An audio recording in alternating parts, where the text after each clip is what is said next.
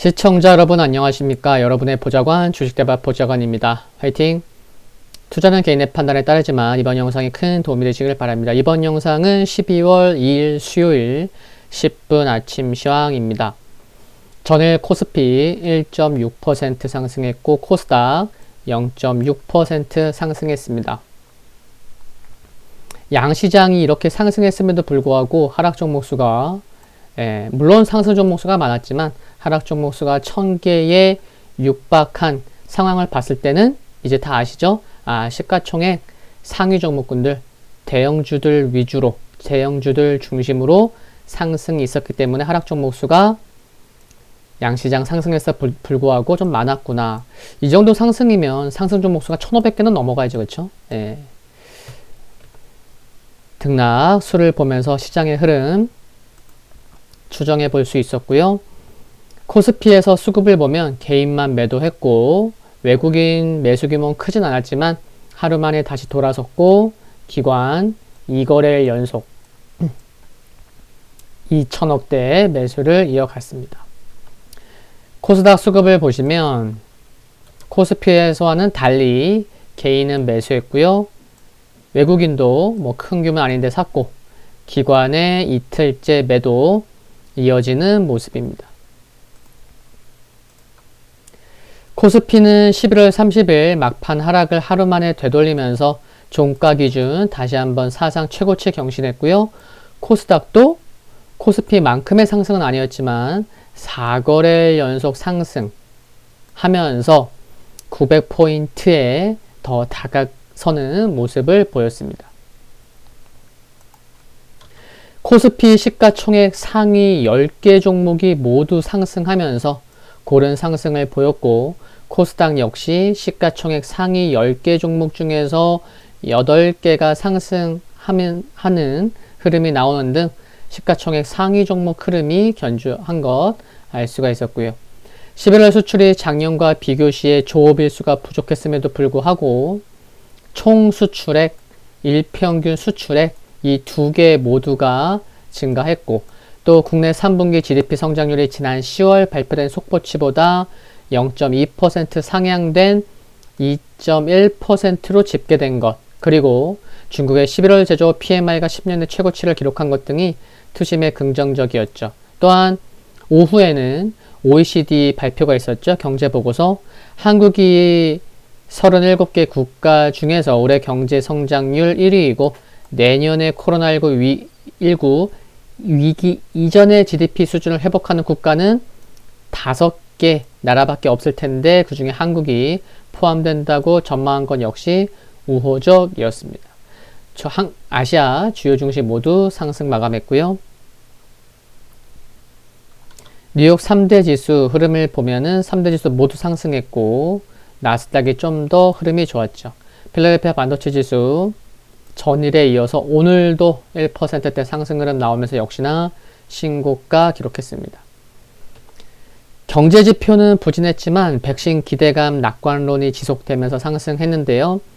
문우신 장관은 어려움을 겪고 있는 소상공인에 대한 지원금으로 3천억 달러를 제시했고 파월 의장도 소상공인에 대한 지원을 뒷받침하는 발언을 했고 또한 재무장관으로 지명된 제넷 옐런은 이날 긴급한 행동이 없으면 경제 침체가 더 심화할 수 있다고 경고하고 포괄적인 경제 회복을 추구할 것이라고 강조한 건 역시 투심의 우호적이었습니다.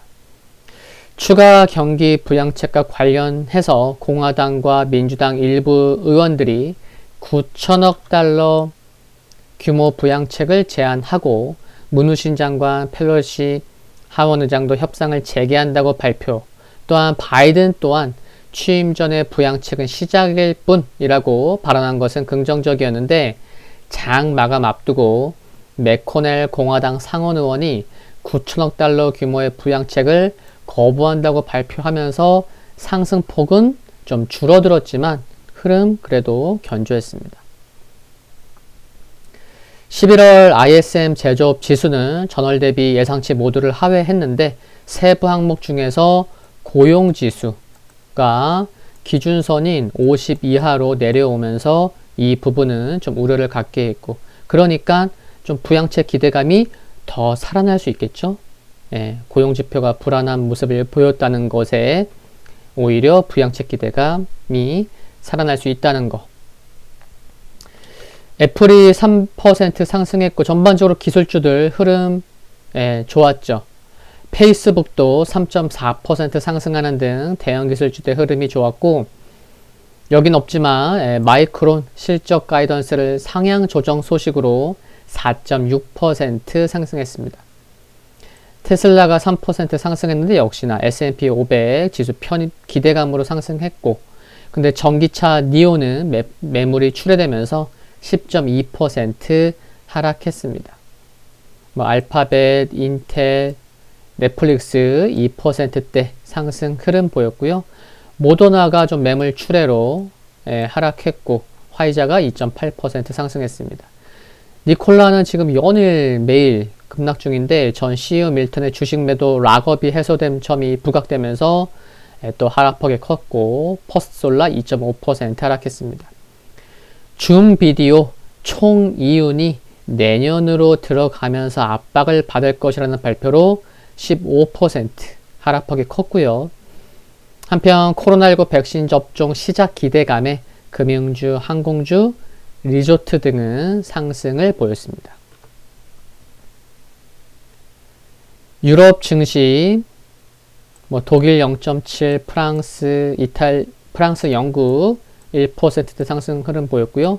이탈리아가 좀 저조했는데, 이탈리아 같은 경우에는 최대 은행인 유니크레딧의 주가가 최고 경영자가 이사회 갈등 소식으로 사임 의사를 밝히면서 8% 급락했는데, 이 영향으로 점점 가장 저조했고요. 그렇지만 유럽 증시 전반적으로 내년 코로나19 백신 접종에 대한 기대감과 중국의 경기 확장 국면 소식이 증시 상승 요인이 되었습니다. 중국 상해지수 상승폭 좀 컸었죠.